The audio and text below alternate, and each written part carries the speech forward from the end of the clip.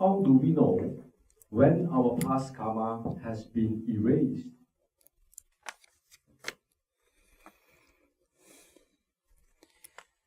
There is 3 kinds of karma. We call it pralabdha, which means destiny with which we are born, fate or destiny we are born with. Kariman, which means we are creating now with our free will and our intention. And Sinchit, which is reserve karma.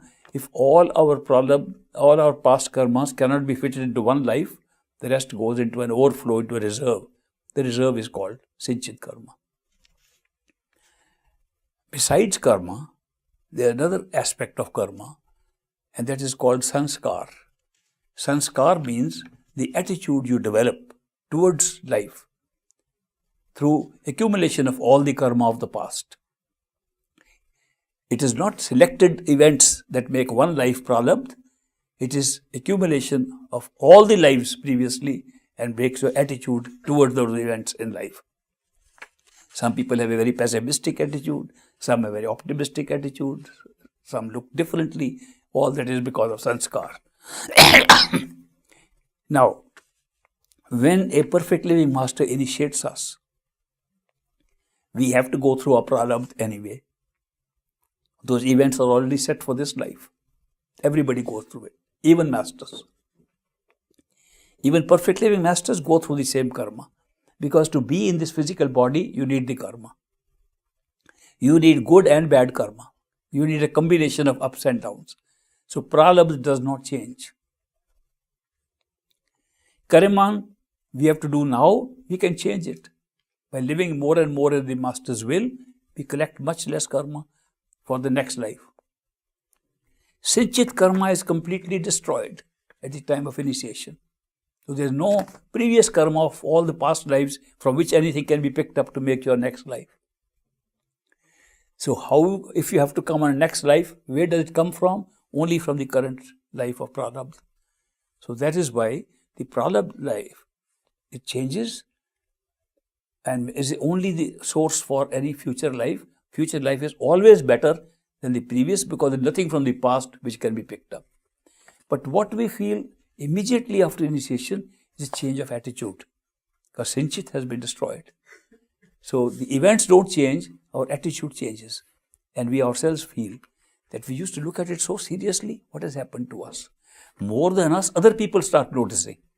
Other people tell us something has happened to you. You don't look the same. You don't act the same. So these effects, sanskars of the Sinchit karma, they are destroyed and you can feel them. But you don't feel the change in the pralabdha karma.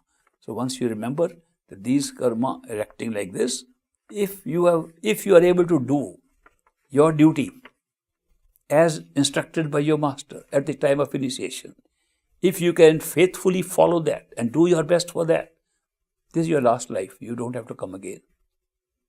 You've done your duty, you've done your best, don't have to come again.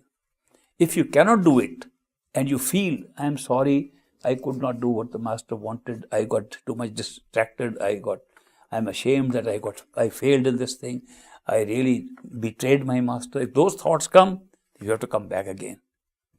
In that case, you have to come for a next life, which in any case is better because there is no Sinchit karma. It's based only on the actions of one's life. But if you totally leave the path and say, no, it is not good enough at all, then you come third life. Nobody after initiation by a perfect living master ever comes more than 4 times, including this life. That's the maximum. Because there is no Sinchit to create more lives. So that's a very big advantage so far as karma is concerned. But you feel the difference, the notice yourself that some Sinchit has been destroyed because of change of attitude. I might tell you a little personal story of my father. He could not attend one of the discourses of Great Master. So Great Master had said in that satsang, in that discourse, that once you are initiated by a perfect living master, you cannot have more than 4 lives. Then you go up. You never come back again. My father heard about this. So he went to the Great Master in the evening. He said, Master, is it true that you said in the morning in the satsang that once you initiated, you cannot come more than 4 lives? He said, why are you worried, Lekhraj? That was my father's name. Why are you worried, Lekhraj? This is your last life. You don't have to come again. He said, no, I wanted to know, can't I come the 5th life? If you happen to come again, I hear some masters come again and again, then you mean to say you will leave me there and come back? Can't I have a 5th life? Is that a rule? Then great master laughed and he said, masters don't come back as the same masters, they come with the same master power. They merge with the totality and they can come in any form, in any human form at the right time for the kind of people for whom they come. They'll come according to the requirements of the seekers of that time and that country and that place.